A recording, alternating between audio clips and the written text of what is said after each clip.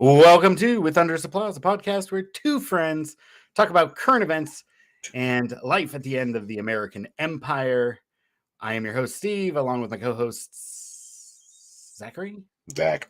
Who calls me And that?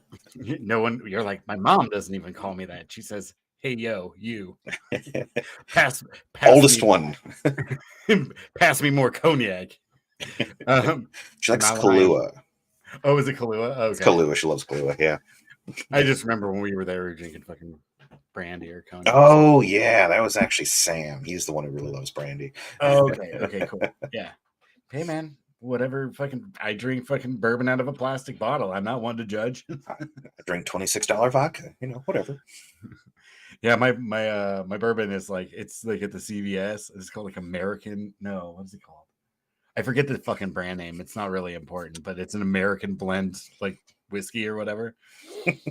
And it's like perennially on sale. I don't understand what is Why the have a point sale of having a sale price if it's never not on sale price? Okay, so there is. Oh, you're gonna enlighten me. Go Yeah, ahead. yeah. So next to the eyeglass world down the street, there is a company that has been going out of business the entire time I've lived here.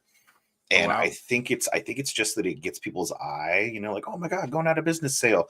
Clearly, I'm going to be getting a very good deal. And like people definitely feel the same way about sales and shit like that. And me, I'm the opposite. I'm just like, I want it to be the same price every time. But sometimes I go in there and it's like, $2 for a rock star, and sometimes it's $1.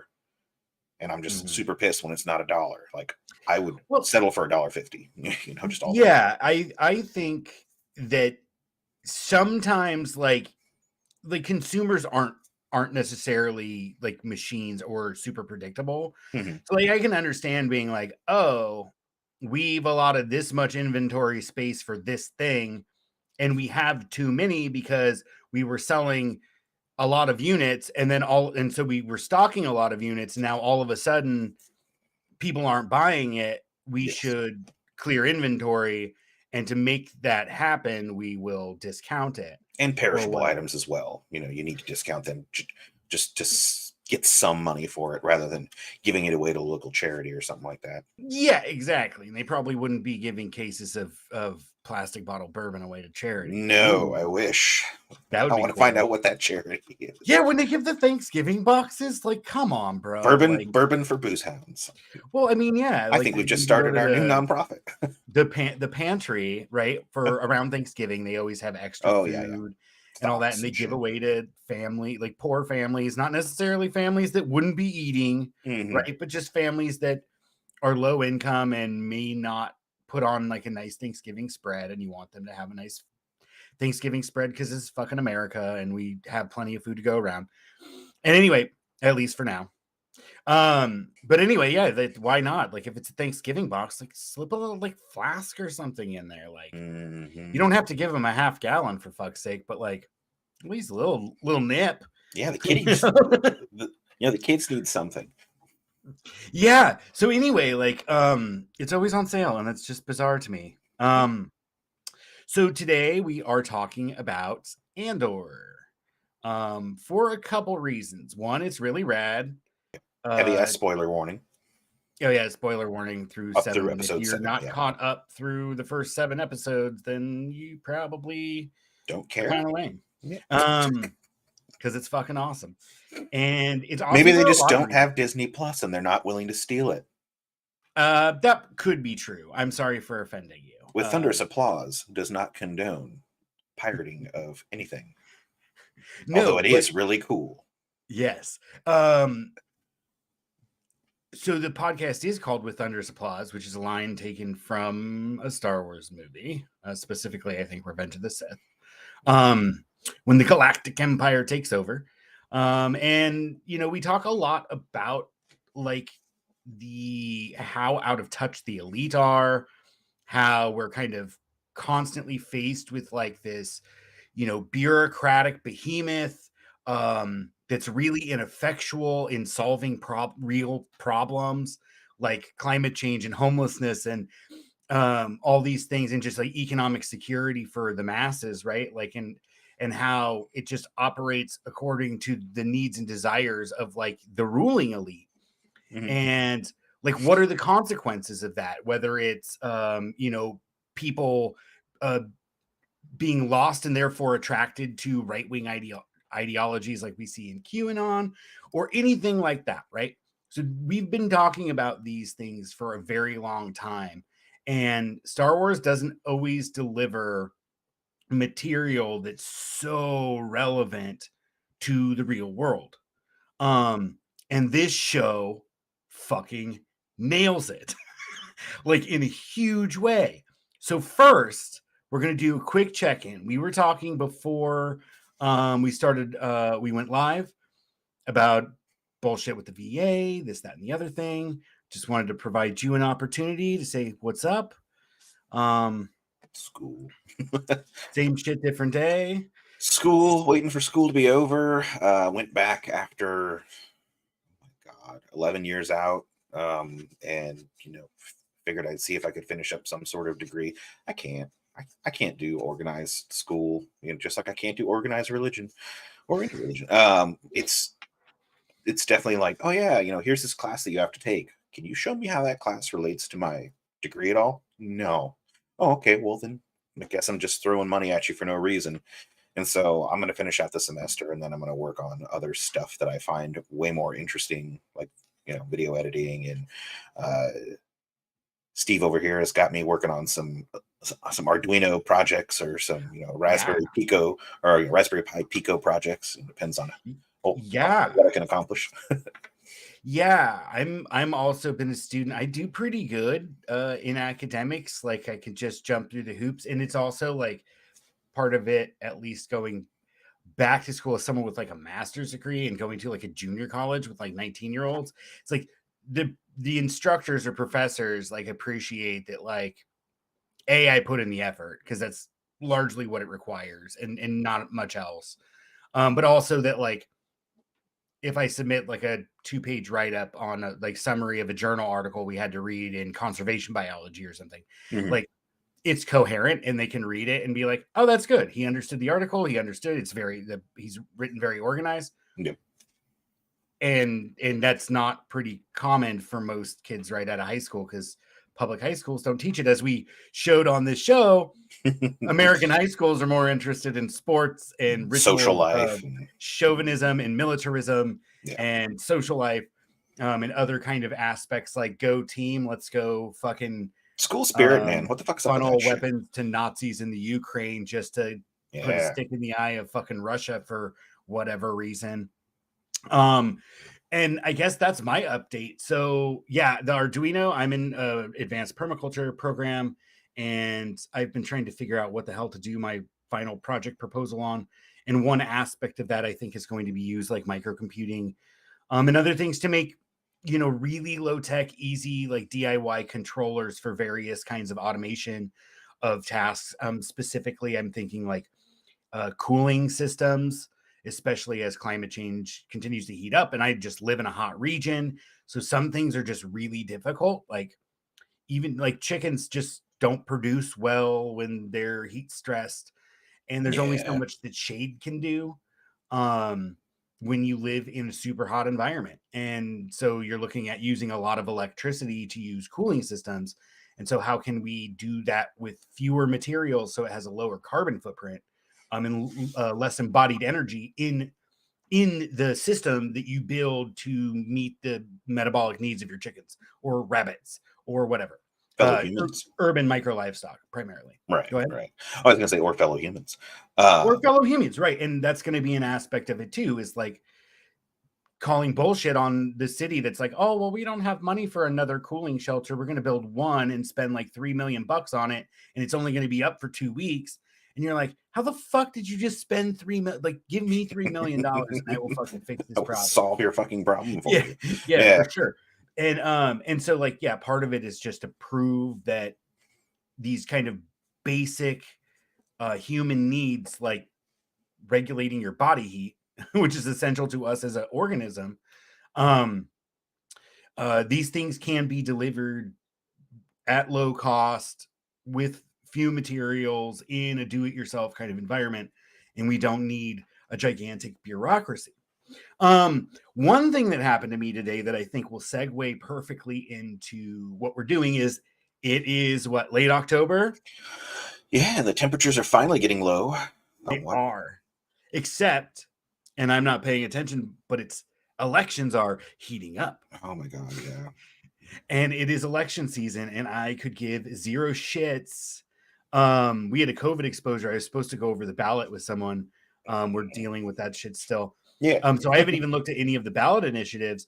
But what I have got is a million fucking emails from Mark Kelly, who is, if you're not familiar, Gabby Giffords was that congresswoman that got like shot with a bunch of other people in Arizona a while back. Yeah. And so she kind of was like partially brain dead, almost like kind of like a stroke type symptoms, but from a gunshot wound to the fucking Yeah. head, which is just fucking awful.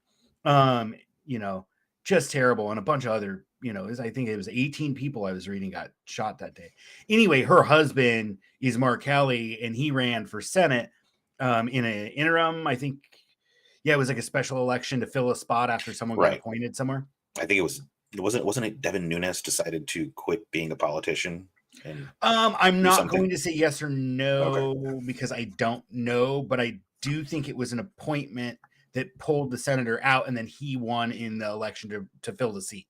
Okay. And so he served 2 years of a 6-year term, just the last 2 years of it, and now he's running again. And I got a million fucking emails, and I'm like, I'm not going to give money to no fucking politician. Not even Bernie Sanders fucking Yeah. burned us, dude. I gave that motherfucker like $2,500. Whoa. And I thought 200 yeah, I mean, was at the time I had a good income and more money than I knew what to do with. And like, I was inspired. And this was not just like in a lump sum, right? Like it was over between the 2016 and the 2020 election. I wound up giving him around 2,500, most of that for 2016. Okay. But he burned us, and fuck it. So I'm not giving money to anybody, maybe a local politician or something that I know personally, but like very rarely. So I was like, what is up with this guy? And I looked him up, and ProPublica.org has a really cool comparative tool. Pardon me. And I just wanted to mention this because this guy's like, oh, we need to beat the right wingers, and oh, we need to push our progressive agenda, right?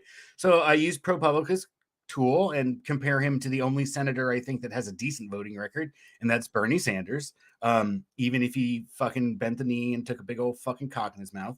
Don't get mad at me, people. He did. A proverbial kind, not a real kind. At any rate, going through and looking at Mark Kelly's voting record, where him and Bernie Sanders disagree, it's on bioengineering. Mark Kelly thinks we need more corporate handouts, government paying corporations to do biomedical research. Okay, you might agree with that. Okay, cool. Does it need to be corporations? No. I don't know. Could it be universities? Yeah, it should. And unfortunately, even when we do have publicly funded research, we still end up giving the right to the research to our private entities anyways. It's really fucking disgusting. Yeah. And if you look at the rest of this, you're like, include hearing aids and eyeglasses in Medicaid. He votes no.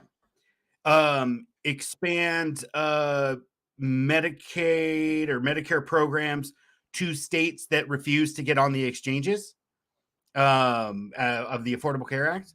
He voted no on that. To establish a civilian climate corps, motherfucker voted no. And then he sends me 9, 10, 11 emails in 3 days. Yeah. Begging for cash, being like, this is the most important election of your life, and we really need to do this, and I'm fighting for you. And I'm like, we have the fucking internet, bro. I can look up your fucking voting record, and you're an out-of-touch fucking rich asshole, which is what brings us to Andor.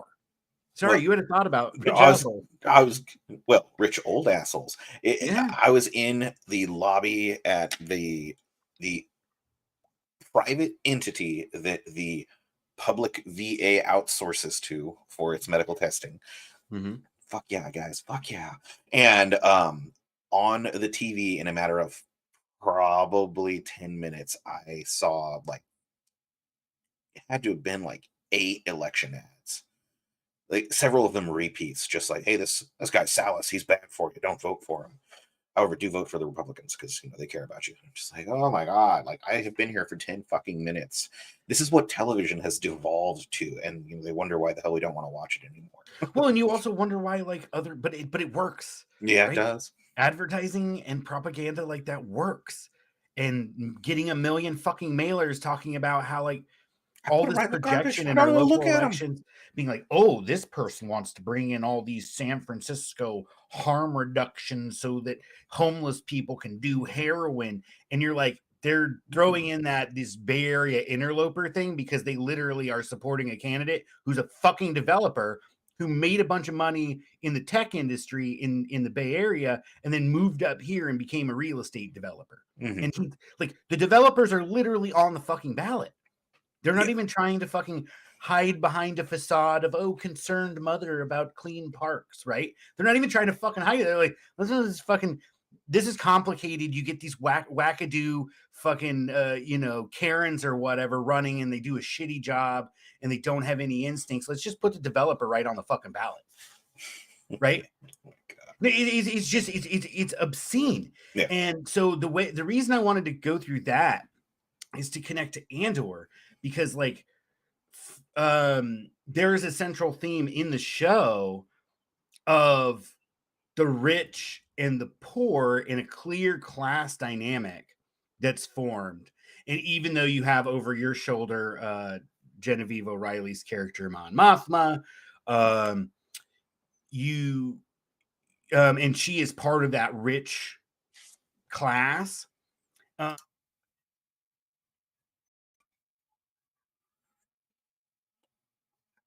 Yeah. Anyway, so let's back up just a bit. You're not a binge TV, or you are a binge TV watcher, you said. Yes, I do And so not you have struggled have the to patience for it. tune in every week. Yes, I actually watched, I think it was an episode on Friday, and then I watched episode 7 right before this. I figured that you were doing probably catching up because Yeah. you didn't respond to my text for like a half hour. Yeah, whoops. Hey, it was 19 minutes. That's not bad. Okay, yeah. No, I'm not criticizing. I'm just simply saying like it crossed my mind when I was like, I wonder if he's watching it. And that's why he's not texting me back. It was. Well, okay, it's really fresh in your mind. Oh, I've totally. watched I've watched most of them twice Okay. already. I really am digging it. So what are your, as someone who's not like waiting for an episode every fucking week, Right. like what's your reaction to what you've seen so far? I like how they make it pretty clear, like what's going on in people's heads without actually like making, the characters have to say it. Like, for example, when Andor shoots the two corpos, the guy, basically like says like, oh, he's dead. And then he's like, oh shit, I shouldn't have said that because now you're going to have to kill me. Mm-hmm. Fuck. Like that was a really good moment, where the story kind of told itself and you didn't have to need any explanation. I just like, and yeah. And the like it acting dawned on him. Yeah, the acting is fucking phenomenal. Yeah. Like even just a throwaway character that had like a handful of lines. Right. In like in a 10 or 15 minute sequence. Pretty much, yeah. And like just like the actor himself, you could be like, that is the look of someone who just realized he fucked up. Yeah. Like, oh no, he's injured. Go now. I'll let you go. Yeah. I don't like the droid very much. Which one? They did the stuttering droid. B2. Yeah. Like he's cool. He's got some personality, but like as someone who had a stutter, I don't, particularly like to see fake stutters inserted for no reason. I don't know. That's just one small thing. Like you could fix that. You could debug that. Yeah, it's a fucking computer for Christ's sake. Yeah, I debugged it. Right. It's got practice. So yeah, my initial reaction is like that it's like everything that I've wanted for a long time. And I remember when I watched Rogue One for the first time, and Andor is prequel to Rogue One, a Star Wars story. And I remember watching Rogue One and being like, this is everything I've been waiting for so fucking long. Yeah, it's Star Wars minus all the space wizards, which is just more of a nitty-gritty sci-fi focused on down-to-earth people who have real problems, as Yeah. opposed to like my daddy's the Dark Lord. Yeah. And or like, oh, it's a civil war and there's these like hero, like there is no clear hero. Right, Like right, obviously you're like the antagonist, or rather the protagonist is Andor. He's the name of the show, right? right. But like you don't actually like feel like he's clearly defined as the hero in any way. He's really kind of morally gray and hard to follow, and honestly like probably one of the least well written characters in the show That's true. because everybody else is so fucking good. I really like that guy in his manifesto. I forget what his name is, but Mimic. Nimic. Yeah, I like that character. It's just like really thought about what you said, and I can't sleep, and I write when I can't sleep, so I wrote a manifesto with your information in it. Like, great. Yeah. So there's a couple things. You had mentioned not really liking that droid, and there's two major criticisms of the show that I've heard, and I wanted to get your take. Okay. Before we kind of get into relational material to the podcast, the project of this podcast. One of those complaints is it doesn't feel like, I think people may have changed their tune a little bit when they got to episode 7. Mhm. But people were like, it doesn't really feel like Star Wars, and like some bullshit like cultural critic in some fucking magazine that doesn't really matter and Mhm. been like, this is great because it's like Star Wars, but it doesn't feel like Star Wars. And people are like, well, why do you like Star Wars? It doesn't feel like Star Wars. I wanted to get your take. Has it felt like Star Wars through and through?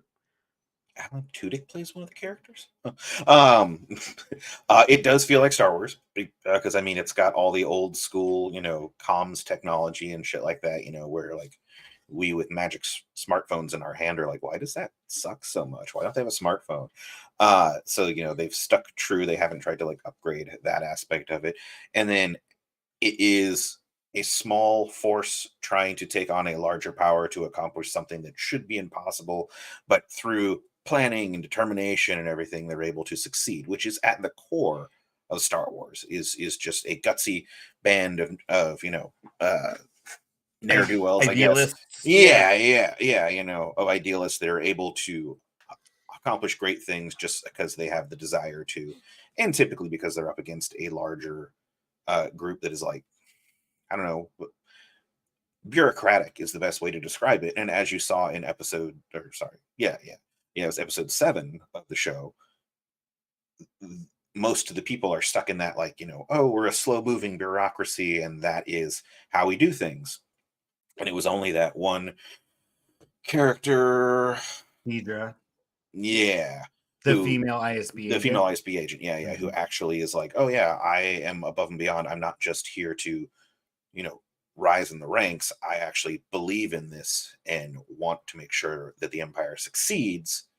And so I'm going to look into this thing with all the power that I can. And so like it tends to be that Star Wars is about that like megalithic behemoth being taken down by much smaller, much more quick to move entities.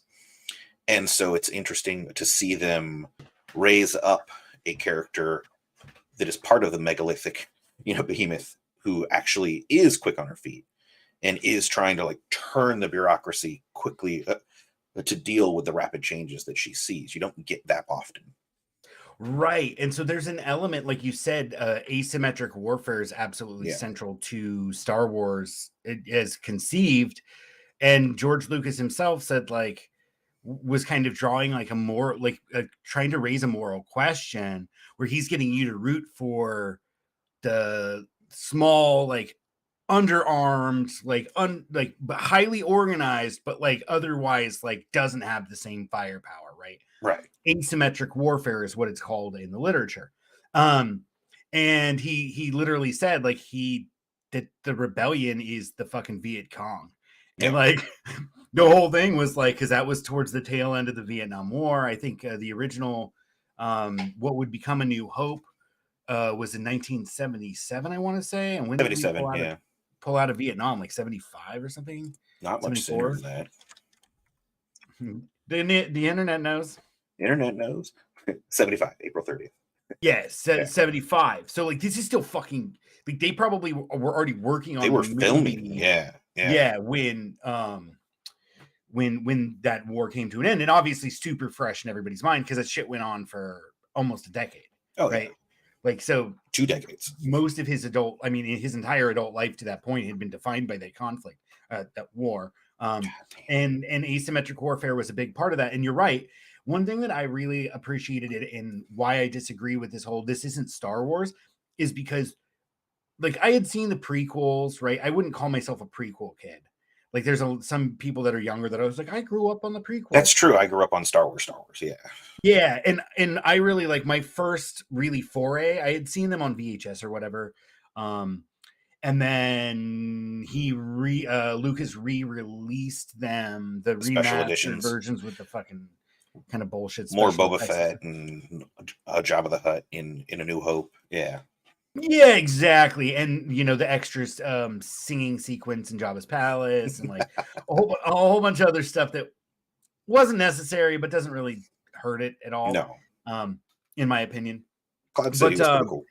Yeah, and so I got to see that and then the prequels, right? Because like, dude, I think Revenge of the Sith was like 99, I want to say.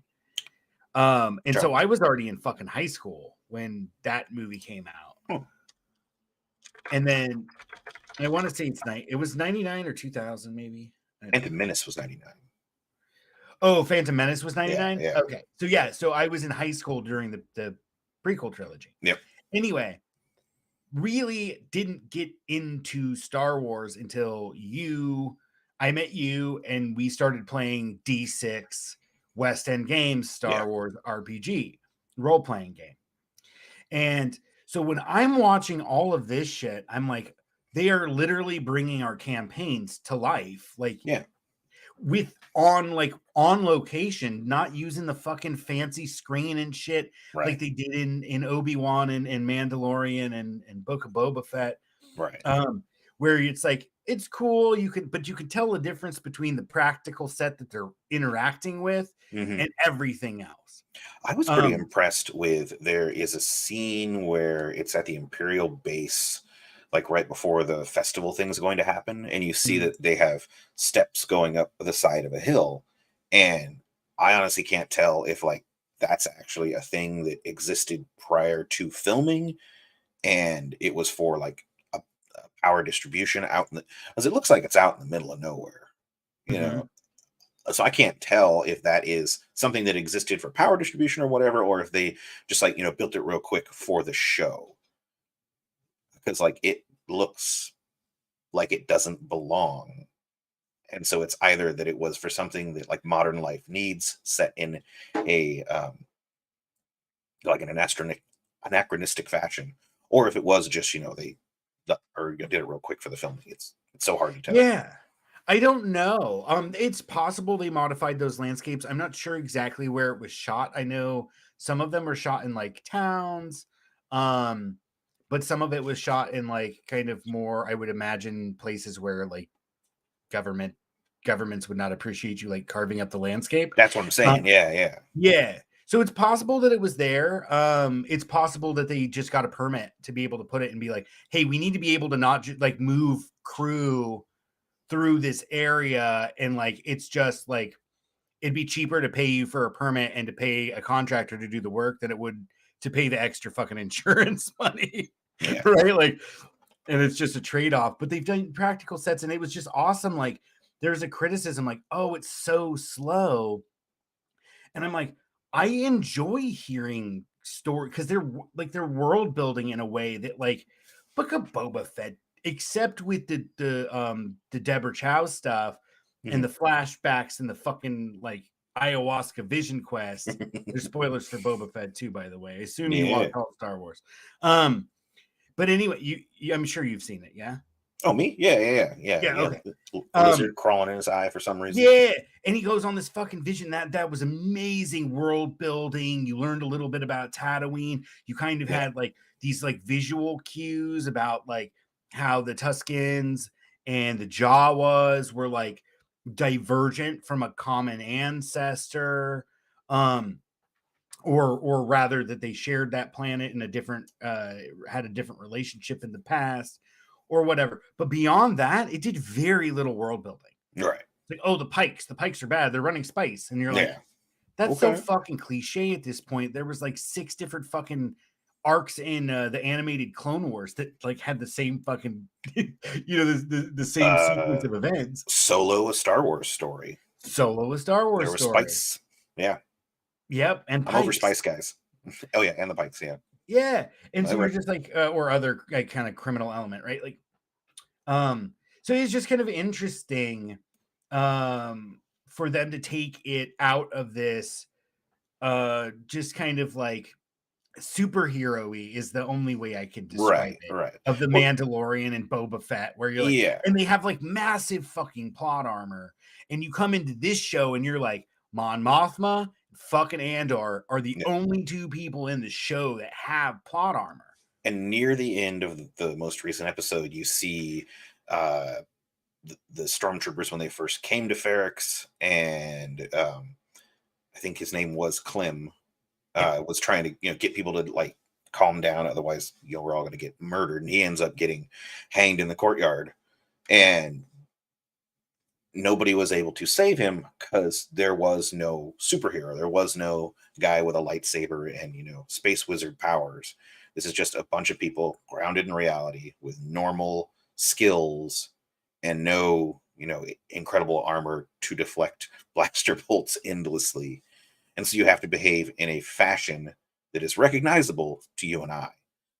Yes. Which is, don't fight guys with guns, with rocks, unless Right. you absolutely have to. Or your Ewoks. But there you go. So you have all of these fucking parallels to real life shit. And I heard an interview. I get most of my stuff from Rebel Force Radio. Mm-hmm. Fucking recommend to everybody that hears this, which is like 4 people. Subscribe to Rebel Force Radio if you like Star Wars.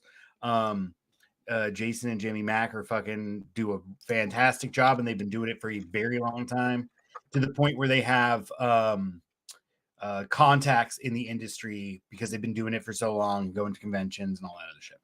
Anyway, they shared a clip of because I wouldn't seek this stuff out otherwise. They shared a clip of Tony Gilroy, the show creator and showrunner, discussing it, and he's like so talking about it in such an excited tone of voice. He's like, what's really great is I have like license to take everything I've read about different revolutions and different kind of like political or social uprisings against injustice, and like weave elements into my story. So you have like throwing rocks and immediately being shot down execution in asymmetrical warfare. That sounds familiar to anyone who watches the news in a modern era. Or has a heart and gives a shit about like Palestinians being fucking oppressed by the Zionist Israeli state. Like, oh, I just got us demonetized. No, I'm just kidding. No, we were never monetized to begin anyway. with. We can say what we want. Exactly. I'm going to prevent it. I'm trying to self-sabotage. I'm not sure if I want to commit. Anyway, yeah, so there's that. And then you have like the kind of like various elements, like the which I hope they kind of come back to it, but like basically Cassian as a child was like, there was like a disaster where like a toxic gas like killed all the workers, and it sounds like all of the adults were conscripted to work, and therefore all the adults died. So you had this like kind of bizarre like Lord of the Flies thing, and they're just going to like steal or whatever they were going to do when like a ship ship crashed. But you have that kind of element too of world building where you're like, oh shit, yeah, evil corporations come and destroy fucking landscapes and destroy people and break apart families, and like, so there's that kind of level of critique too. And then you saw with the beach, right? Like clearly there's all this like there are, and I think the character Deidre said it too, like these are not just like people being mad, like there's a stirring here that could potentially be organized resistance to the empire. And it's been building for a long time. You heard about it where the scout trooper, voiced by Sam Witwer, by the way. I don't know who Sam Witwer is. Sam Witwer, he voiced a lot of clone troopers, but he also in the animated Clone Wars, but most famously are Darth Maul in the animated shows. Oh, okay. Yeah. He's well known around the Filoni-verse. He does all sorts of work with them as a voice actor and other things. Okay. Anyway, he did the voice of the Shore Trooper, and he's like, "Where are you coming from? Were you part of it?" Like, so, like, he can't even get a break. And there's all this like really good writing with all of these like parallels. So you have him having to suffer the consequences of his success in a way, right? Yeah. And then basically go to like this really kind of dingy traffic court looking place, which I thought was really rad. Yeah. And it's just processing people for jail. Yeah. And so like calling in like the a critique of the prison industrial complex, right? Like I get that they're like, oh, it's retaliation, but like he was going to get 6 months before the harsher sentences, and it's now 6 years. Right. He was going to get 6 months for doing fucking nothing, for walking and being like, you look suspicious. Yeah. And so there's all this critique of policing and the surveillance state and, the military industrial complex, like you said, complex bureaucracies being ineffectual. The scenes in the most recent episode where the Cyril character is put in his cubicle farm. Yeah. Like, it's just apparently like there's some other sci-fi show or something where that's like was kind of one of the more iconic images from the show. But it's interesting because you have like Cassian being sent to prison, right, for his own ambition, right? And then you have his foil or mirror image of Cyril Karn, who is basically going to a cubicle farm prison. Cubicle prison, yeah. Yeah, trust me, been there. It's a prison. Yeah, and he looks like he's in prison. Everybody's got a uniform and all that other shit. There's some visual details that are just amazing, and all of these critiques. But the most important one that I wanted to get to today was Mon Mothma. Obviously, they're showing her with a family. Yeah. Right, which really important character in A New Hope was standing there. A lot of Bothans died to get us these, What's a Bothan? I think she says Bothans for the second Death Star. Yeah, I forget, but what's a Bothan?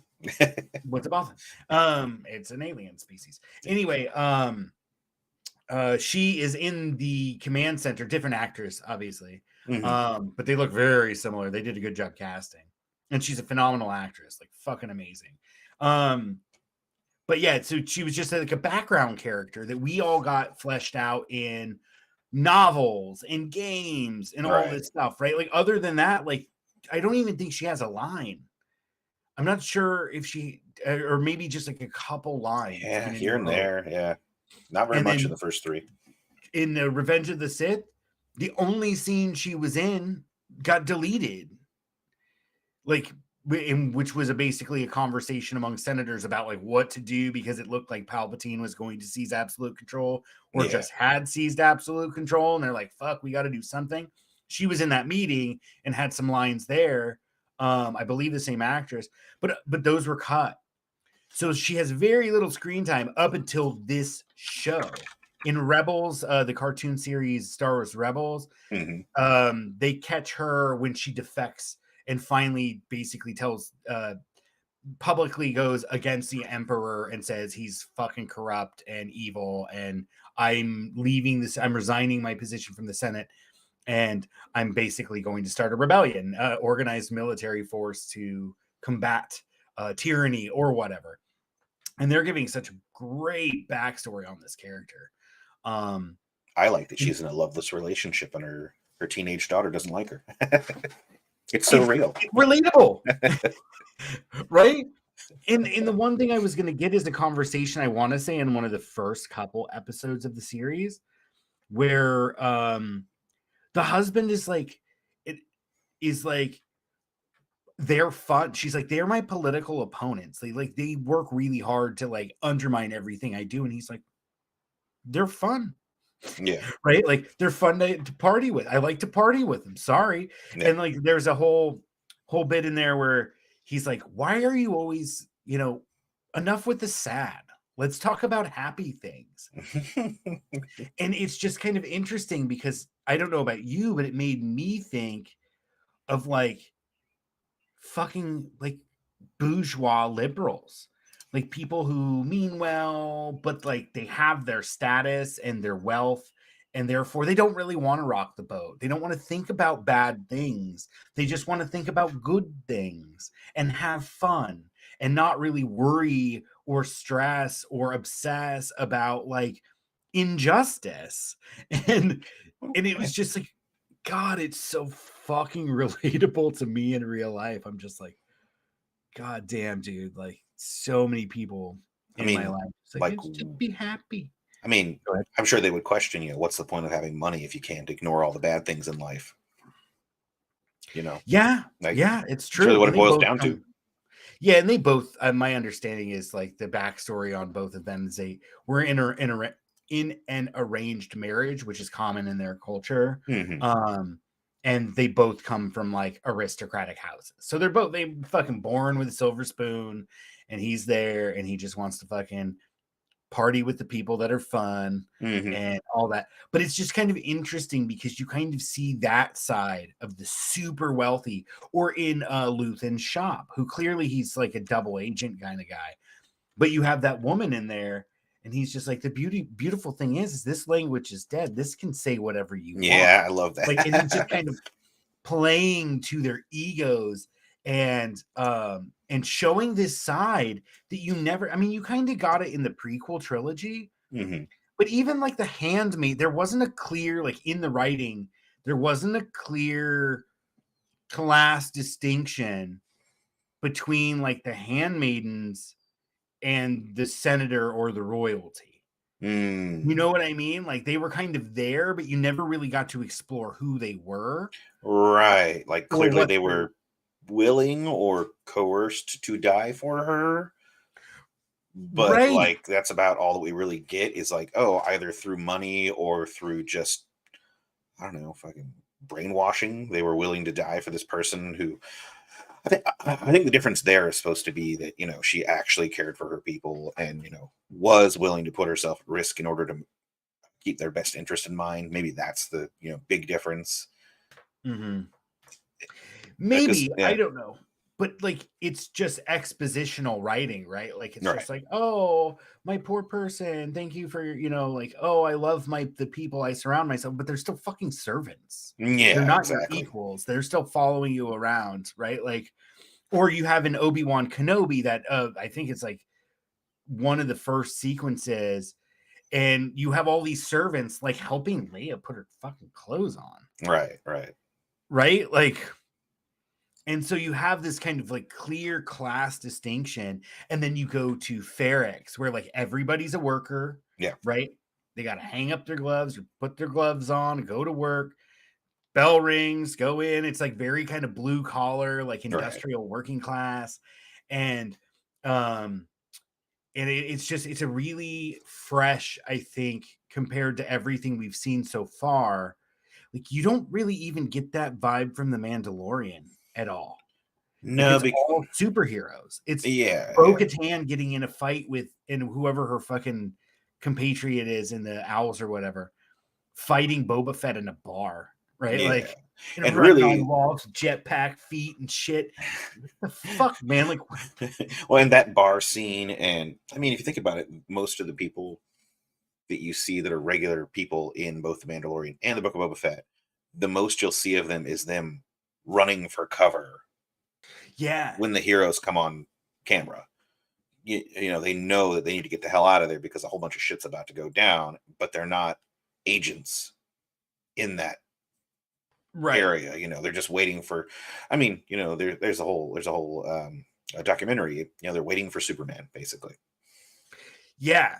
And that's the only vibe you get. It's funny too because there was a criticism of episode 5, which was when they were just training and there was a lot of Oh yeah, dialogue, like that was just the fun. conversation. But that's how it would be. There's so much that would go into pulling off a heist properly.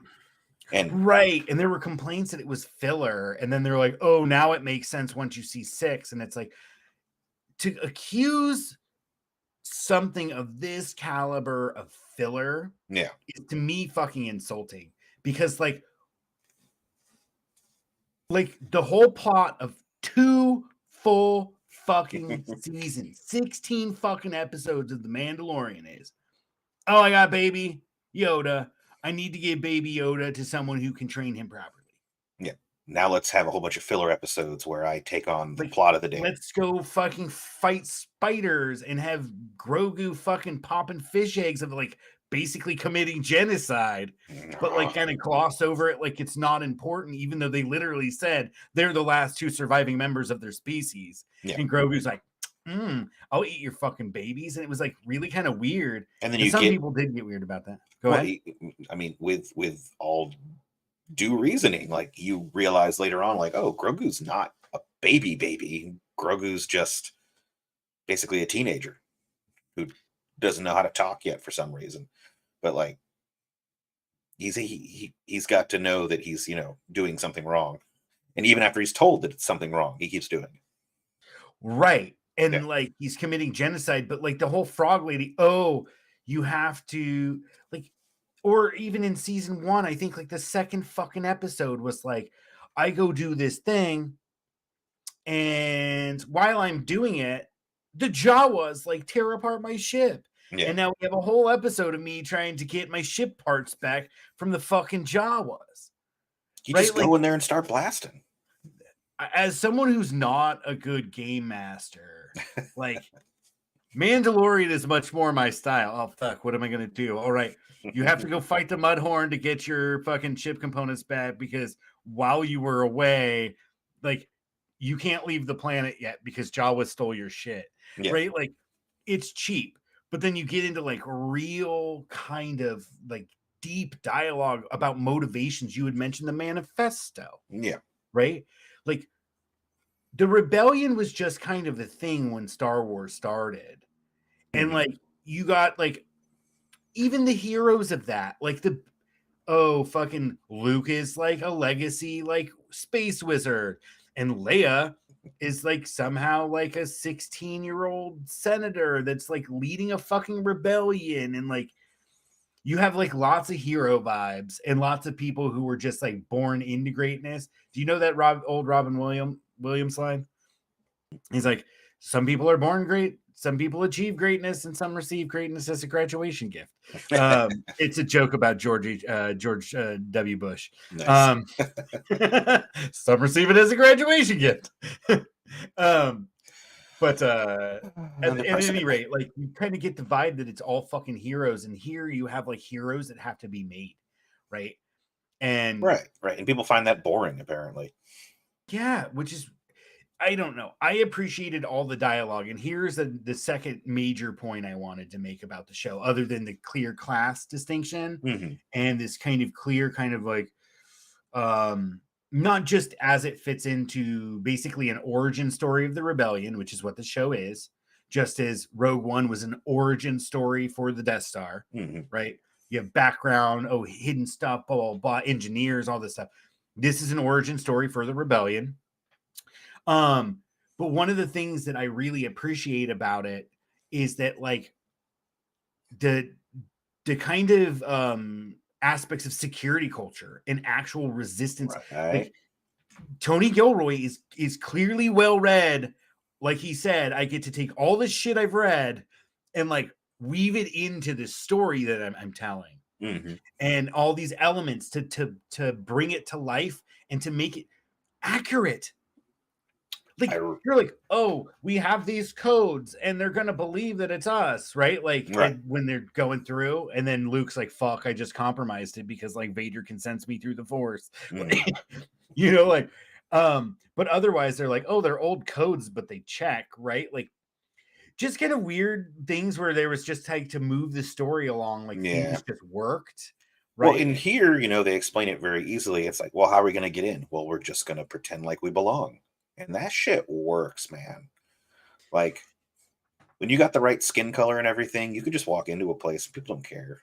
You know, like, they weren't dressed like the locals and everything. They had the right uniform, they had the right hats, and they just walked onto the base. And that's how it would happen.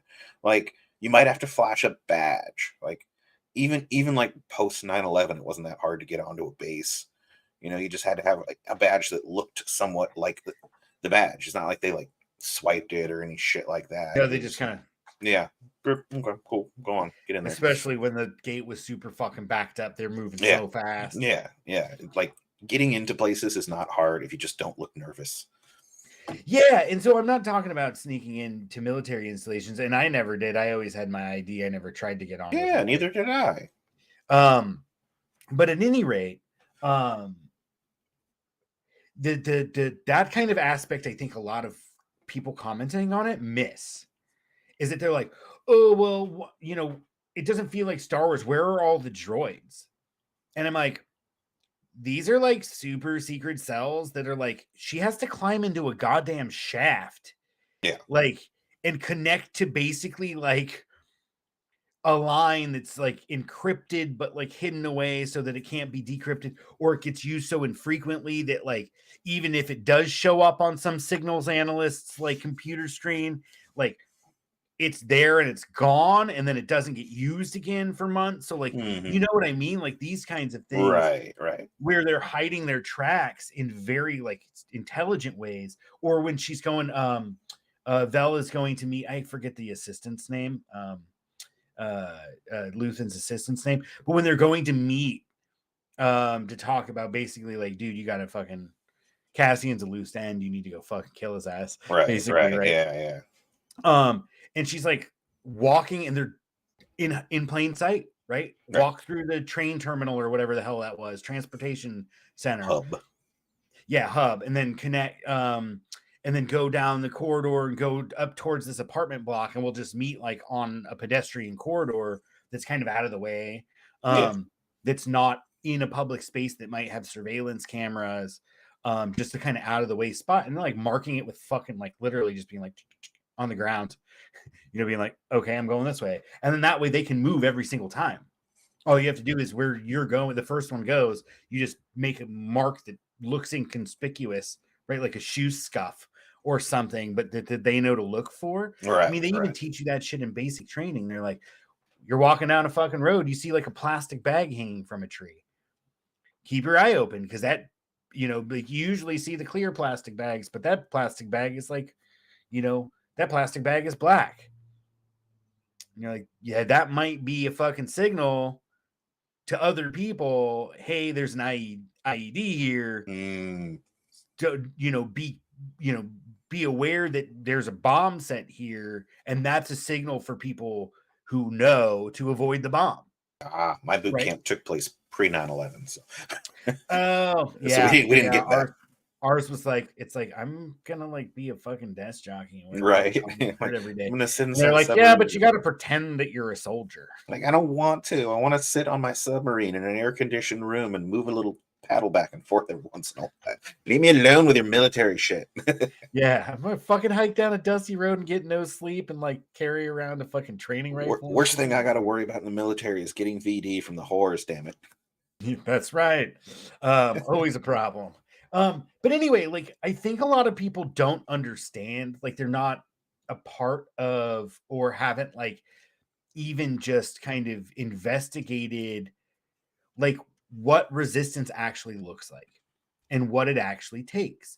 And so I guess to kind of conclude my thoughts is, we've drawn this picture, built this universe of a bureaucracy. That's why I brought up Mark Kelly, right? And him being like, oh, I'm working for you. But like, meanwhile, he's like, climate core, no. Fucking more access to healthcare for people, no. Right? And you see the stirrings, and you see these minor insurrections, and there's people involved in, various actions and activities who understand security culture, because there is a surveillance state and people get fucking disappeared in our country all the time. And usually it's by grand jury, where they're just like, oh no, you just have to come testify. but if you don't talk to us, we can throw you in jail. Right. So that you basically put them in a position where like it's they go to jail or they rat on their friends. That's not really just either, right? Right. But my point is that you have this like clear class distinction. You have like this oppression, corporate control, right? Corporations run the planets to extract the resources, and they also have their own corporate security. And you can't help but think of fucking now in every city in California, like private security industry is fucking booming because Yeah. now they feel like I will pay $500 a month to just have some guy here that gets paid virtually nothing just to keep here and keep homeless people away. Yeah. Right? Crack skulls as required. Yeah. I mean, one of the homeless people here that got murdered by police was first shot by armed security, private security. Oh yeah, that was a few years back, right? Or It wasn't it? was, He like yeah. locked himself in a bathroom or something like that. Yeah. Yeah, He yeah. I remember that guy. he was outside the building. I think he was trying to get into like a private patio to just fucking like have privacy and sleep. Yeah. And then the fucking security guard fucking shot him. So he broke into the building to go to the bathroom to try and patch his fucking wound up with paper towels or whatever. And then the cops came in and sicked a dog on him and then shot him. Point blank, put the gun right. I watched the fucking footage. I don't watch a lot of body cam footage. I did. He put the fucking gun to his chest, like right here. Yeah. Shot him in the fucking heart. Just like because the guy had cops holding both of his arms, and the other cop walked up and went, "Boop, you're dead." Yep. And nothing will ever happen to me. Point fucking blank in the chest after he was already restrained. Yep. No fucking consequences. No, but that's what you see, right? You see these in these corpos, you called them. Yep. And corporate security people. What were they except like cops? Like cops, like obviously they're not really public servants. They serve the ruling class, but the public pays for them. Yeah. In this case, they're paid by the corporation, right? Yeah. And the corporation is extracting resources from that community. So it's basically just one step closer. You know, cops here in Fresno, we have cops at the Walmart because Walmart filed so many requests, you know, for like, oh yeah, you know, we just had someone steal, you know, we need a police officer down here. That eventually they were like, well, it's cheaper to just have a cop there all the time to deter theft than it is to keep sending them out there when theft occurs. And it's like, or you could demand that Walmart hire security people and have them take care, you know, take it out of their profits in order to have this Walmart. Well, no, because the fucking people that run Fresno suck the dick of, you know, large corporations all the time. And so they're just like, well, we're going to do everything that we can. And, you know, we're going to use public money to pay for this private enterprises, a security. And it's like, that's not what that's supposed to be there for. But here we are because it's easier. And we know that Walmart will probably leave town if we don't do it. Yeah. It's fucking terrible. Yeah. And so these corpos, right? Like, what were they doing except like using their position and flashing their badge and being like, we can treat you like fucking shit. Yep. And there's nothing you can do about it because we have the fucking badge. Exactly. Right. It turns out there is something you can do about it. We do not advocate for composting the police. No. However, not publicly. The public face of with Thunder's Applause does not condone composting police. Only the rich. Their bootlickers need other kind of means of dealing with them. However, if you had to, remember you are going to need a large carbon source because the police are full of lots of nitrogen. You have to balance carbon and nitrogen in order to compost fully and quickly. So, that is true. Lots of cardboard, which you can get for free from Costco if you have a membership. Very cool. So it is noted. So that was, I think, the big things that I wanted to touch on is that people don't really kind of understand security culture and what like resistance. If anybody's read like a couple books, like, and people are like, oh, Bix's story is done. And I was like, they're like, she said she didn't know Luthen. She probably doesn't know Luthen. And I was like, when they were walking in like this third episode or something, when he got to Ferrix, when Luthen got to Ferrix, she was talking to him about Cassian in a very fucking familiar way. Mm-hmm. And so kind of what I'm picturing in my head is a resistance cell where you have level-headed people, females especially because they're less suspect, right?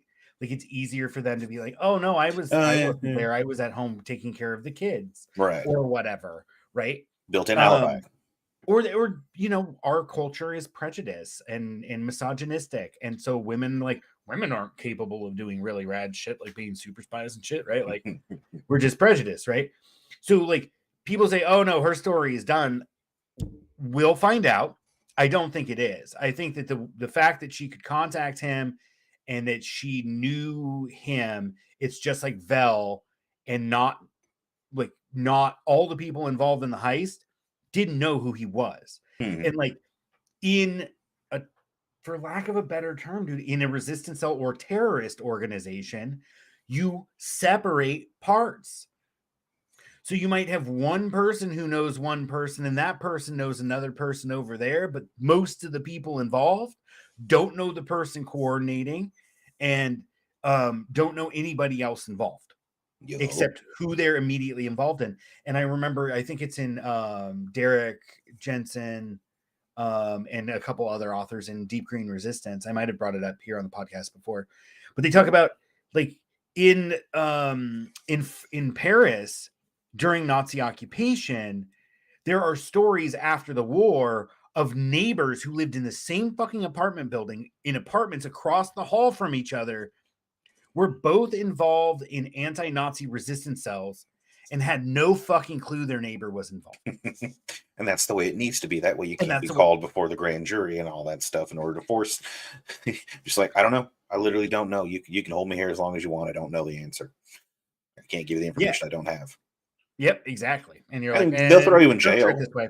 I can't answer your questions because the way that we structure this is I just trust other people to do what they're supposed to do. I don't need to know what they're doing or who they are or what they're doing. We have an objective and we move towards it, right? And then so like there is this element that I think that like a lot of people miss, and so they're like, oh, it's it's not really believable, or why all the talking, like why all the backstories, like turns out that big kind of sob story was bullshit. And I thought that was kind of abrupt to be like, no, I'm just a thief. What about Skeen? Yeah. I like that. Oh, see, I didn't really, but the episode. Well, he never went into too much detail, which is the best type of lie. The more detail you give, the more likely it is that it's a lie. And so, like, his character kept it very vague.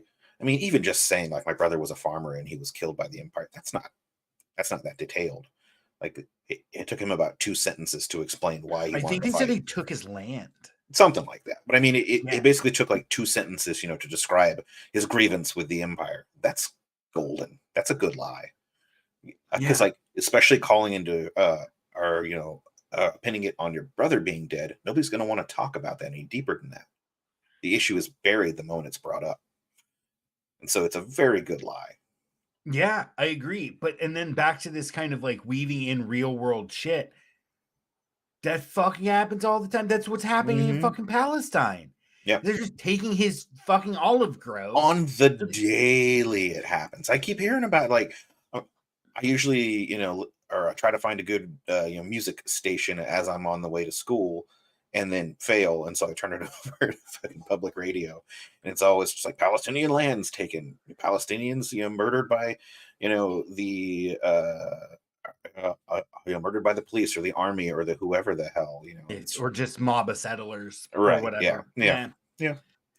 And it's just, but like taking, and that's happening in fucking India, right? Like you have like corporations coming in and basically like removing people by force from their land, and all this kind of like, so like this kind of like, or Tunisia, the Arab Spring started because I think we discussed here, people should be familiar with like a vegetable vendor. He just like had a stall, like on a street side stall, but the police kept coming and shaking him down, and he wasn't making a lot of money because like economic conditions, and he just got tired of getting shooken down and fucking lit himself on fire in protest, and fucking 6 months later the whole thing like in upheaval.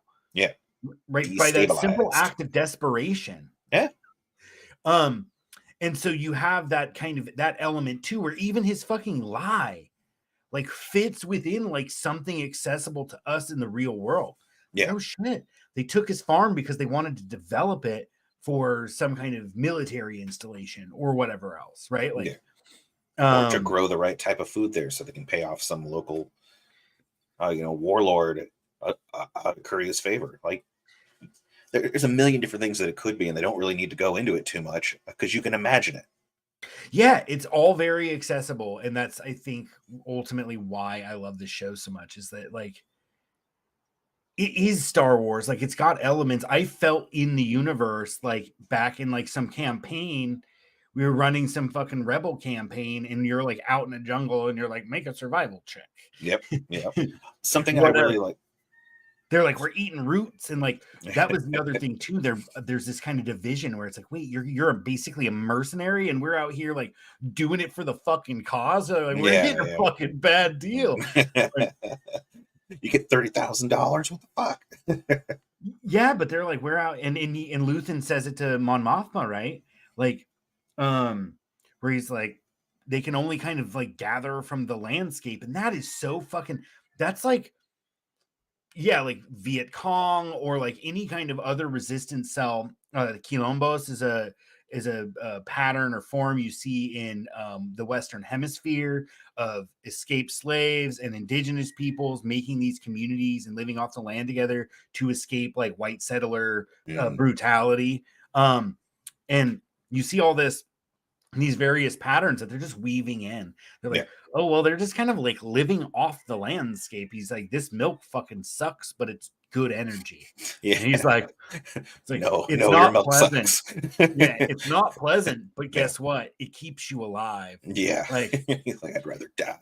And this kind of like commitment to that cause, like, it's just like, yeah, and all the kind of the things that go along with that you don't think of. You never got that in the original trilogy. Like when they're landing on Andor, oh, you could be stuck there 6 or 8 rotations. Where are your supplies, right? Like, how much do you need? They didn't even fucking know that there were Ewoks there. I mean, they had very bad intel. Very bad intel, and that's totally fine. Like, how do they even fucking know the atmosphere was breathable? I guess because the Empire put a shield generator there. Yeah, you could scan that from orbit. You just got to get the sunlight. So, except that your scan would get picked up when you're coming in on a stolen. No. It's a passive thing. You just need the light from the star to pass through the atmosphere. It'll affect it, and you can see the actual like elements in the atmosphere. The same way that we actually do it via satellite. Yeah, exactly. Yeah.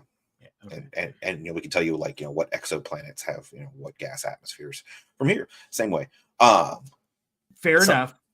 Something I really liked was the scene where I think it was the Empire was talking about the pilgrimage and how they offered basically like comfort camps. Yeah. In order to deter the bulk of the people from going, and how ultimately, they didn't do anything wrong, but fewer and fewer people, like they didn't have to use force. It's much cheaper to get, give them cheap drink and whatever, and fewer people are going to make it to the destination. And eventually, within like a generation or two, nobody even remembers it or cares. They're like, well, I can kind of see it from here. That's good enough. I don't need to go, make this like weeks long trek in order to get to this weird looking assemblage of rocks.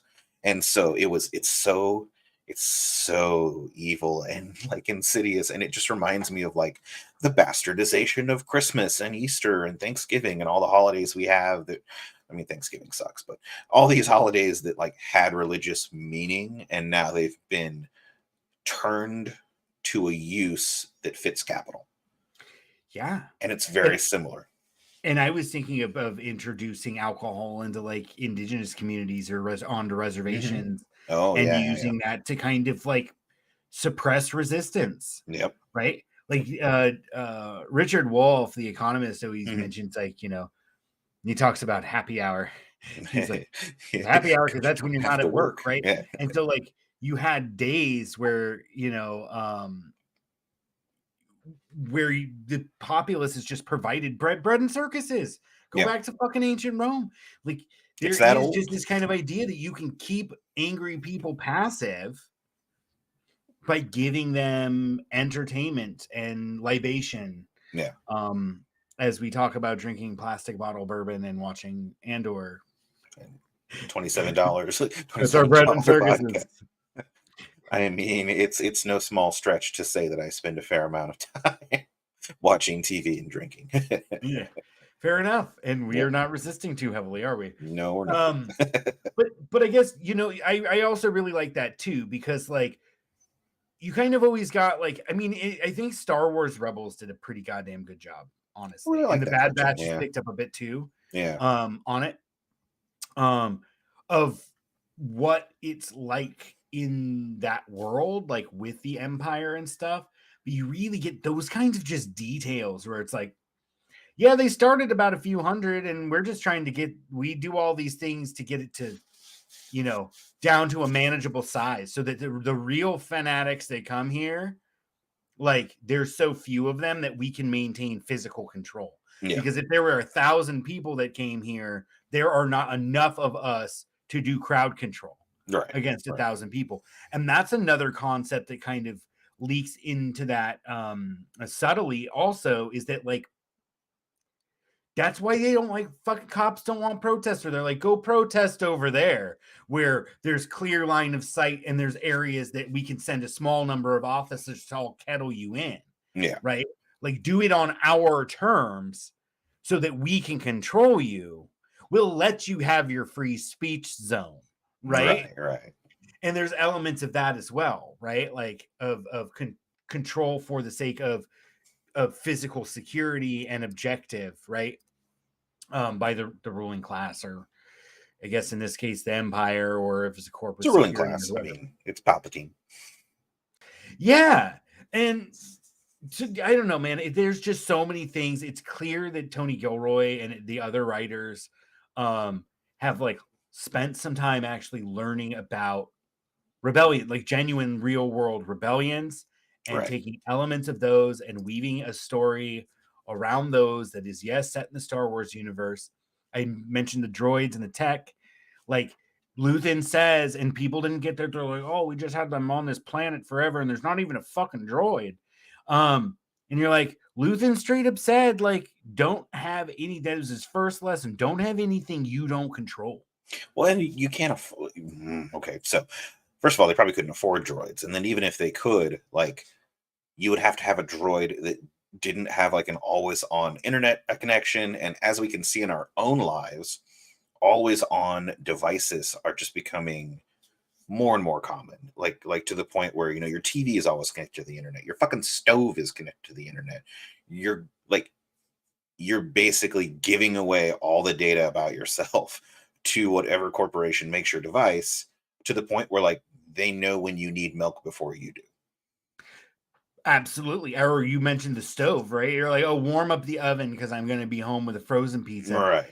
If they track that, they track it for 6, 7, 8 weeks. They And they're like, advertise. I know when you eat every fucking day of the week, you eat 30 minutes later on Wednesday than you do on Tuesday. And Yeah. now they know exactly when to advertise you to get you when you're fucking hungry and you haven't figured out what you're going to eat.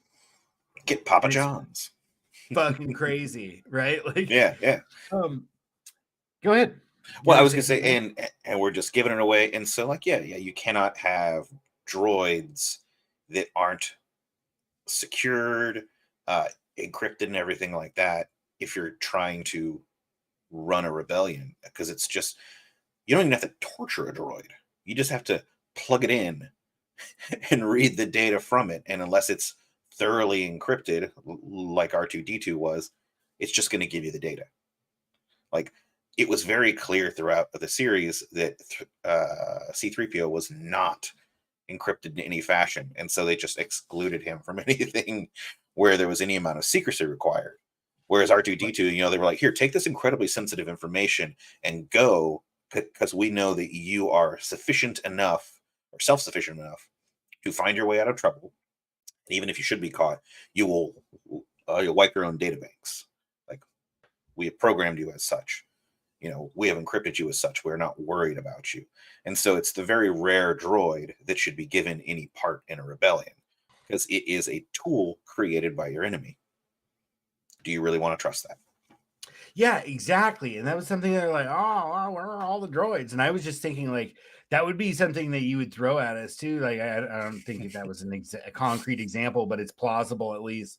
You'd be like, all right, cool. Well, we're gonna need a translator droid in case we run into like some kind of like indigenous species to this planet that we don't know, and maybe it can figure out how to talk to them or whatever. Mm-hmm. And we can make them our allies or whatever.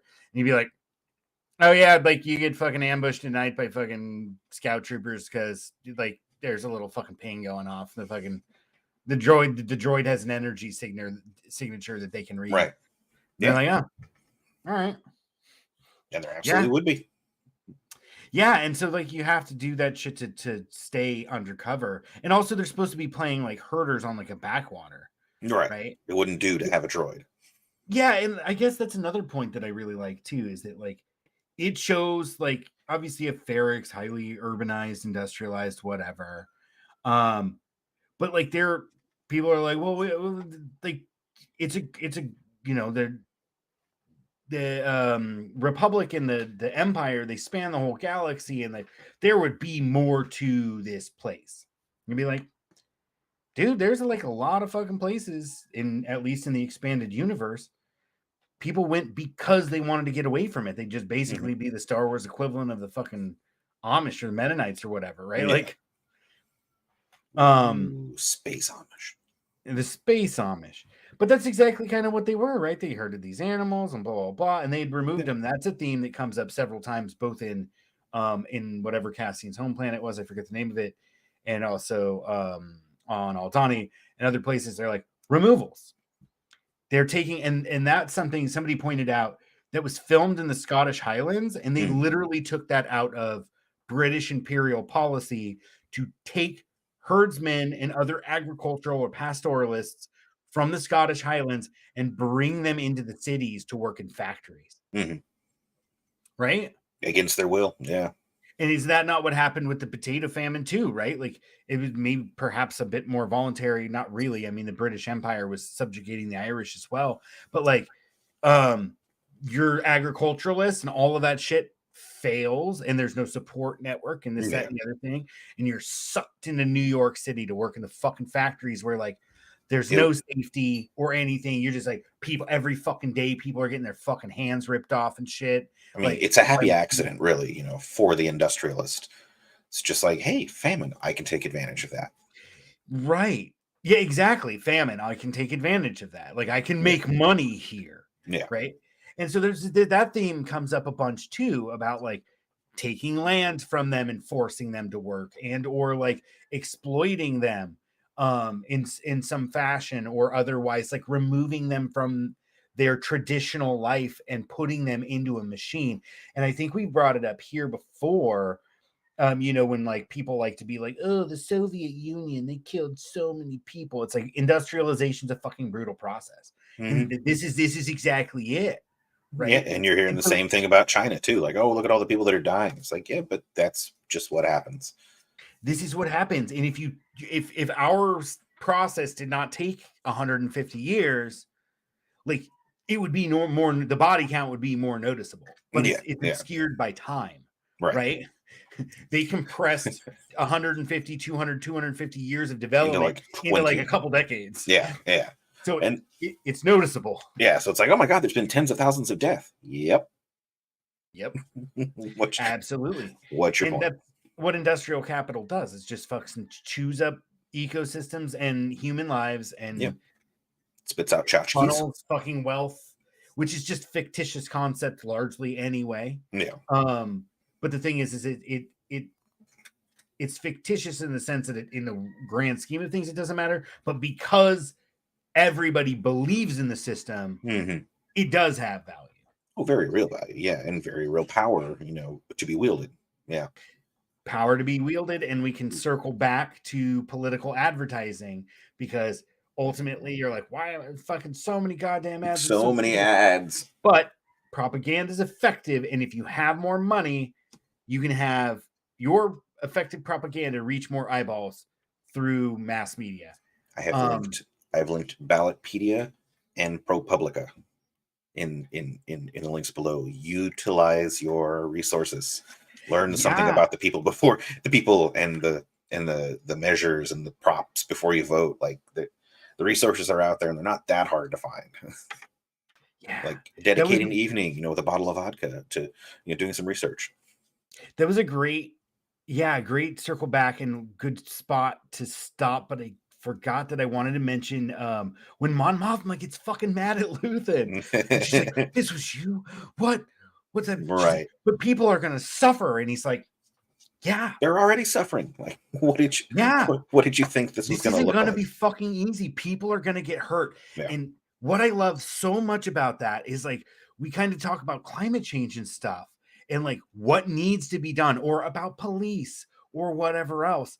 All of these problems that we have to deal with.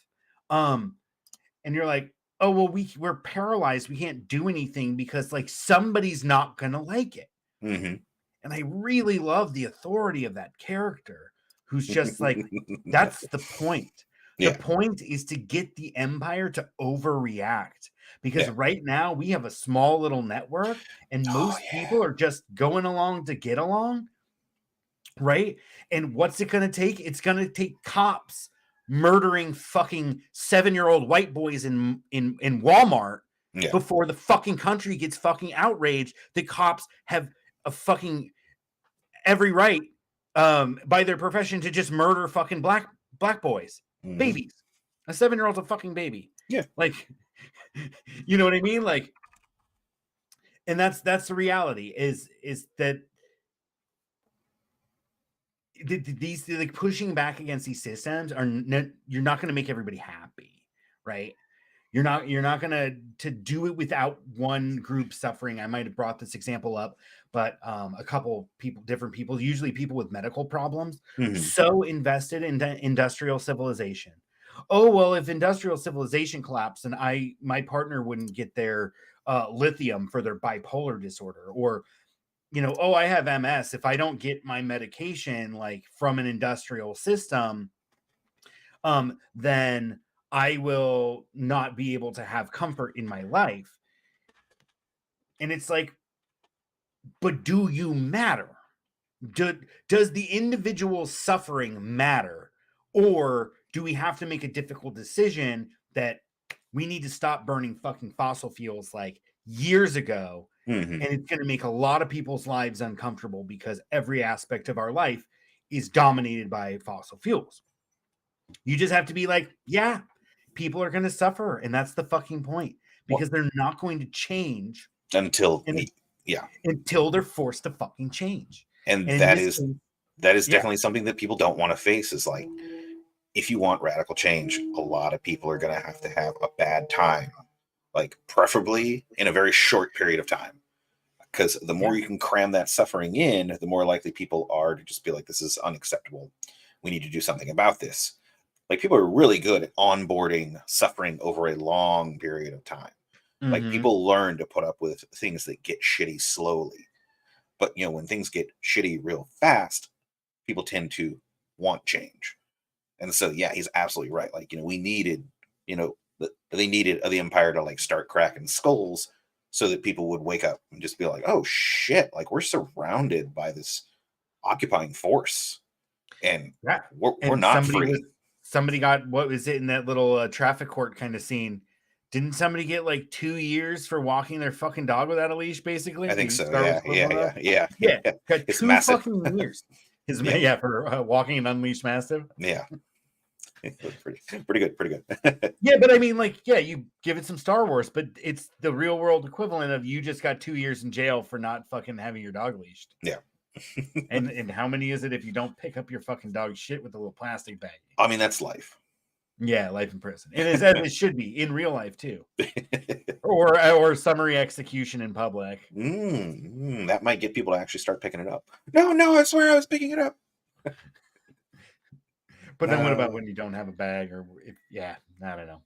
People who don't pick up their dog shit are fucking bad people. There was a great Futurama scene where they're trying to pick it up, but it's made out of dark matter, so it's too heavy. Like, no, really, I'm trying to pick it up. It just weighs as much as a neutron star. Oh boy. I hadn't seen that one. Anyway, I really love this show. If hopefully nobody saw anything here that hasn't seen it. I gave them a spoiler warning. They knew what they were getting into.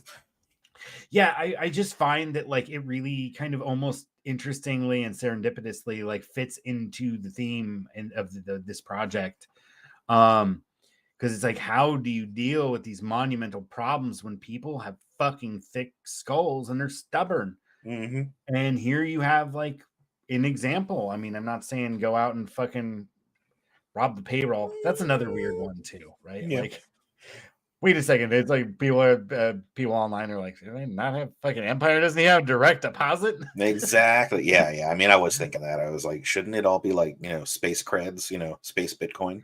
But when you're on foreign planets like that, think of Yeah. in the war in Iraq. Yeah. There were literally warehouses full of fucking US currency. Yeah. And that was to buy off people, informants or whatever, shopkeepers. Your guys come in, they interrogate someone, they fucking trash some shit. Well, I You mean, just even pay people off. even if it wasn't, for all that, and it was for legitimate purposes, like, you don't want to sit there and wait for 2 hours for a purchase to verify over the, HoloNet or whatever. It's going to like take an incredible amount of time to get from this really remote planet that you're on over to Coruscant and back again. Right. Are going to be verified. So you almost need hard currency, even with faster than light travel. Yeah. Just because it still takes time. Right. And also, like, just not having right, exactly. When you have a limited number of communications channels, or power. That's even a better point. Is, do you want to be flooding your limited bandwidth with money exchanges, or do you want to save that for intelligence? That's a way better point. Yeah. I mean, because there's only a limited amount of shit that you can send out. I mean, unless you just keep building transmitters or whatever. Yeah. Like, and then you're like, what are the power requirements? And then you have all these money added costs onto something that doesn't necessarily need to be there. But I'm just thinking, even just like shopkeepers. Yeah. Like, I mean, sure, I guess there could be like a Venmo or a fucking, whatever. A Square, right? Like at the farmer's market, they can take your digital currency, but like it does make sense. And it's also like a galaxy far, far away, right? Like, it's not they can do what they want 100% grounded in our reality. Right. But I very much appreciated how much this show is touching on stuff that Star Wars, even in the show Rebels, they touched on it a little bit, like the formation of the network and the cells. And like Hera knew that they were one of many cells. Nobody else in the crew knew until the end of that first season. Right. When she's like, oh, we're not alone. We're actually part of a network. Right. What do you think we do when we steal fucking weapons and we drop them, or we give them to a smuggler? Where do you think he's taking them? Right. Like, that's plausible. What's his fucking name? The Deveroni with the cut horn. I forget. Yeah, he's a cool character though, and he comes back a few times. But anyway, they give him to him, and he's like a known. Like, he already has a rap sheet, right, for doing kind of this thing. So he has plausible deniability too. He's like, I don't fucking ask questions. People give me guns, I deliver guns. That's what I do. And he doesn't have to be like an ideologue. He doesn't have to be involved in the process at all. Right. He literally just has a simple role, and he makes connections. And then, same person every time, whatever. And it's to hide your tracks. And we'd all be wise to not carry our droids with us when we're doing, organizing work against any kind of system of oppression or any component of it. It's all one system, but depending on what your focus is, whether that's on environmental issues or police abolition issues or whatever, definitely don't bring your droids with you. And if you're doing some real clandestine shit that carries legal consequences, you should definitely study up on security culture, study up on how to organize yourself and how to limit contact and give yourself plausible deniability. And also you shouldn't know any more than is absolutely necessary for you to carry your function. And that's how it's done. And this show is giving you a perfect example of how that shit works. Even Mon Mothma didn't know what was going on fully. What's that? Well, even Mon Mothma didn't know what was going on fully. It's gold. Precisely. And she didn't need to know. Right. But then she didn't know. Is the fucking blue check liberal, dude. That's the character she plays right now. She's just like, oh, yes, I understand I'm giving money to this network to resist the Empire, but I don't want people to like actually like resist the Empire. And then I'm hiding it behind like a bunch of charities and pretending to be this like liberal. And my daughter's mad at me because I want to drop her off at school, but it's just to prove how normal I am, so that like people ignore me and all the shit I'm doing on the side. I like her daughter a lot. I think her daughter is going to be the one that rats her out. I hope so. I And mean, Luthen. I think she'll find out about fucking her meeting up with Luthen, and I think she'll rat them out. I mean, are we sure she gets ratted out? No, not entirely. I think Luthen's gonna fucking. Luthen's gonna hang. Well, like Mon Mothma maintained some sort of privilege. That's true, right up until she defected, huh? Yeah. Yeah, you're right. Maybe she doesn't get ratted out, or maybe that's why she defects. Yeah, that's true. Luthen, and she's like, "Fuck, shit." they're right there. Like, I'm gonna wind up being like executed or spend the rest of my life in prison." 5 more episodes, right? There's 12 total. 12 in the first season. Okay. There is a second season. What? How? No, so this is how they did it, and I can't. Well, you don't really follow the news too closely. Mm-hmm. So Tony Gilroy basically like there was this concept they were going to make into like a TV show, but it was going to be more of kind of like an adventure of the week, kind of like Mandalorian or Book of Boba Fett, adventure of the week kind of thing. And then Tony Gilroy like was like, dude, I like this is what I want, and I want like this. I need this much space to do it. And they're just like, okay, cool. He's like, I can do it in 12 episode seasons. Okay. And they're like, great. And he's like, and it's basically like just filler. So he's like, okay, they're doing this and they're having this conversation, and I need a planet name. And then he sends that to Story Group, and Story Group's the one that like fills that shit in with like the detail. He doesn't know that shit. He's writing a story, and Story Group it's like Mad Libbing basically. I'll throw Jakku. Yeah, Jakku. Is there a planet we can use that already exists that would save a lot of editing? Okay, Jarix.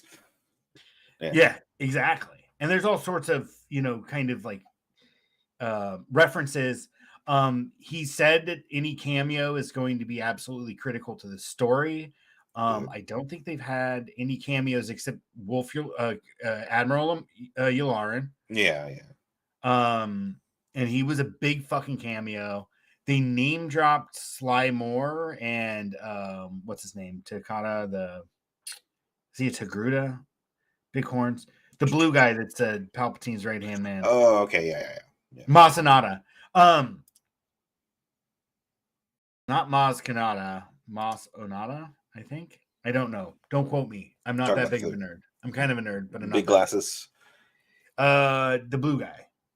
Oh, okay. Yeah. I don't know his name either. Yeah. There's the blue guy, and then the pale one with the high collar. Yeah. Kind of like a vampire or whatever. It's been a long time since I had the time to memorize everything about Star Wars.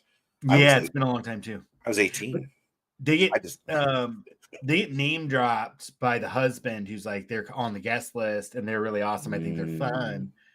And you didn't get to see him at the dinner party. And like I was wrong. My prediction was they were gonna like because they had done a lot of that weaving where they'd go from like one back to the other, and like very smoothly, and to kind of show these parallel stories between like the rebels and then also like the imperial bureaucrats that aren't bound by bureaucratness, right? Like the kind of the Cyril and the Deidre characters, right. Like you're moving back and forth between them because in a sense they are rebelling against their own structures. I love the fact that Deidre, she basically used the Freedom of Information Act to get information. Well, no, it was the new act that they passed. Yeah, but I mean, it was basically more or less, the real world equivalent.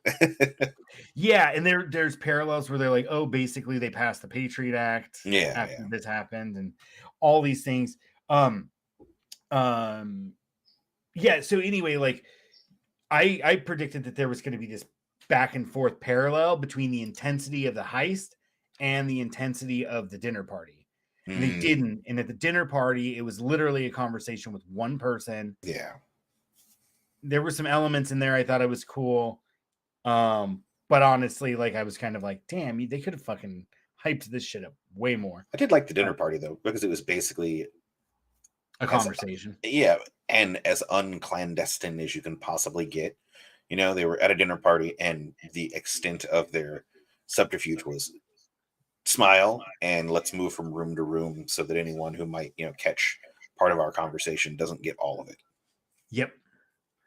Yeah, and also speaking in code, right? Yeah. And in that line that Luthen had where he's like showing the cudgel he had showed her before in the shop when like they're arguing. Yeah. And some people In code. pointed out that they were putting on their fake smile every time they were facing the window because the fucking driver's like an ISB plant or whatever. But when they turn away, they'd be like, fucking, fuck you. Like, can't believe you did this. And he's mad at her because she's being fucking so soft. He's like, we know it's in place. It's ready to go. Yeah. It's go time. We already started. Right.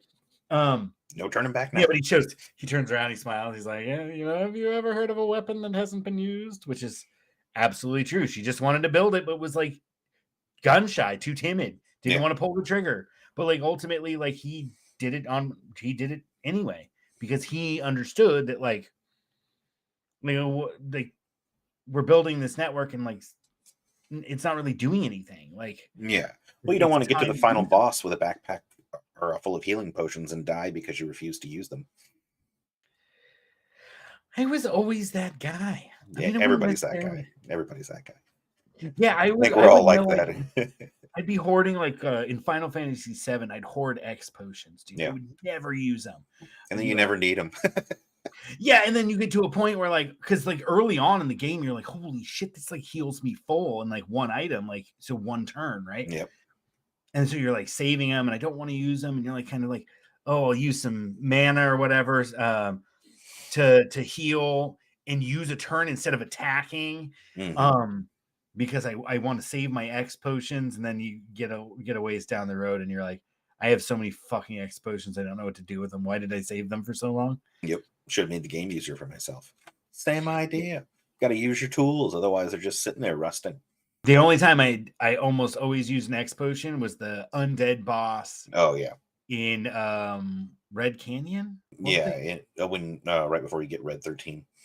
Oh no, yeah, when you're doing his story arc. Yeah, and you have to like go into the cave or you whatever. You can just give it a Phoenix down. It kills it in one hit. Yeah, that's what I mean. Or an X potion. Yeah. Because I think at that point it's still fairly early in the game, so I think he had like I don't know, it's like 5,500 XP or something like that, or HP, and you just fucking use an X potion or a Phoenix down, and he's fucking dead. Yep. Which is fucking funny because this is fucking super cheap. But everything in that fucking cave, you could just use healing items on it or healing spells and shit. Pretty creative. Anyway, we're done talking about Andor. It's a phenomenal show. It ties into everything we're talking about because everything we're talking about is how fucked up shit is and what do we do about it. And find your own fucking rebel cell, man. Like, thanks Disney for telling us how to do it. Yeah, and thank you Disney for telling us how to undermine. Wait a second, it's a trap. Shit, you didn't see that one coming, did you? We all fell for it. We did. All right. Well, we're talking about all this stuff because when Liberty dies, it dies with thunderous applause. That's right. All right, man. Take it easy. It's been fun. I can't wait to watch the rest of the season. Yes. I don't know if you have time, but we got a game to talk about too. Yeah. Can I switch to my phone? Yeah. All right. Let's turn off the podcast.